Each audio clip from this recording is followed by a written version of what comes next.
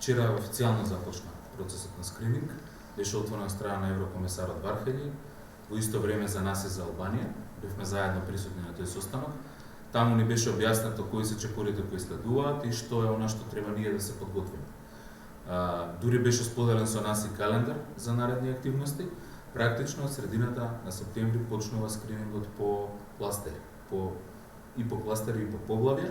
Најпрво прва фаза ќе одиме со оној дополнување на оној објаснувачки скрининг, каде што Европската комисија нам ќе ни представи што е тоа што треба да го согласиме до членството, а потоа и билатералниот, кој ќе се вклучат и државите членки со своји наоди, со своји гледишта, и врз основа на тоа ќе трае едно најмалку 14-16 месеци, и во тој период ние ќе треба да ги изработиме и оние клучни документи. Извештаите од скрининзите се основа за бенчмарковите, за реперите, за критериумите за отварање и затварање на поглавјата, и исто така клучните документи кои се однесуваат на патоказ за владење на право, патоказ за реформи во јавната администрација, патоказ за демократски институции, акцијски план за малцинства. Тоа ние треба да го изработиме во соработка со Европската комисија. Ние сме во добра кондиција во однос на реформите.